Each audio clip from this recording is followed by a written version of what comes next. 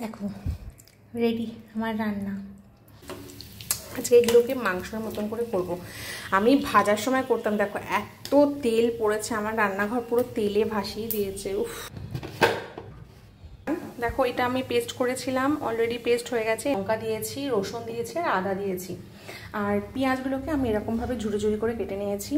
দুটো আলু নিয়েছি, সরি 3টে আলু নিয়েছি।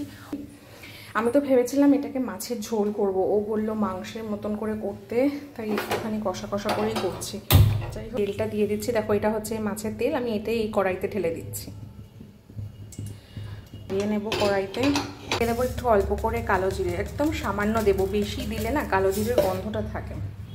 অল্প কালো জিরে দিয়ে দেবো, করে একটু গোটা জিরে দেবো, ভালো করে না। এই যে পেঁয়াজগুলো আমি কুচি করে রেখে দিয়েছিলাম, এগুলো আমি কড়াইতে দিয়ে দেবো।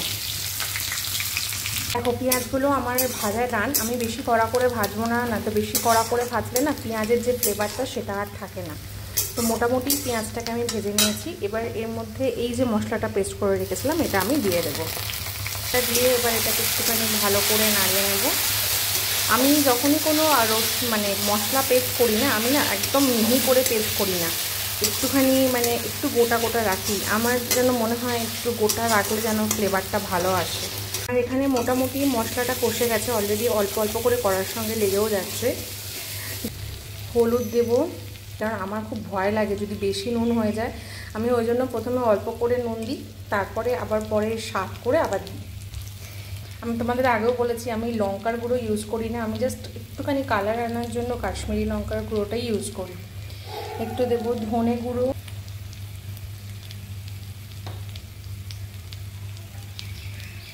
সামান্য দেবো অল্প একটু জিরে গুঁড়ো, কারণ আমি অলরেডি প্রথমেই এতে গোটা জিরে দিয়েছিলাম, তাই আমি জিরে গুঁড়ো এতে বেশি দেবো না। এবার সব কিছু দিয়ে এটাকে একটুখানি ভালো করে আমি কষিয়ে নেব। এটা এই 2-3 সেকেন্ড মতন একটুখানি কষানোর পরে তারপরে আমি এটাতে এই টমেটোর পেস্টটা দিয়ে দেবো। টমেটো পেস্টটা দিয়ে এটাকে ভালো করে নাড়িয়ে নেব, নিয়ে এটাকে আমি কিছুক্ষণ রেখে দেবো। দেখো মশলাটা আমার অলরেডি কষতে শুরু করে দিয়েছে, এর অলরেডি তেলও ছাড়তে শুরু করে দিয়েছে। কষাবো, এবার যখন কষাবো আমি মশলাটাতে আলুটা দিয়ে কষাবো। আমি জল দেবো।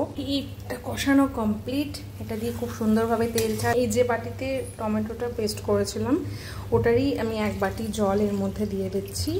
যে মাছগুলো ছিল এগুলো এক এক করে দিয়ে দেবো, আর ওপর দিয়ে এই ধনে পাতাটা দিয়ে দিচ্ছি। মশলাটাকে অল্প একটু পাড়িয়ে দেবো, দিয়ে এটাকে আমি ঢাকা দিয়ে দেবো। এটাকে মোটামুটি ঢাকা দিয়ে দেবো, এটা অল্প একটু ফুটুক, ফোটা হয়ে গেলে তারপরে এসে আমি এই মশলাটা দেবো। চলো দেখা যাক, এটা মনে হচ্ছে অলমোস্ট কমপ্লিট হয়ে গেছে। উফ, কালার তো সেই এসেছে বস, মাংসর মতন হবে না, মানে পুরো মাংসর মতনই হয়েছে। দেখো রেডি আমার রান্না, দেখো রেডি আমার রান্না। এখন এটাকে শুধু খাওয়ার পালা, খেয়ে টেস্ট করে দেখা যাক কেমন হয়েছে।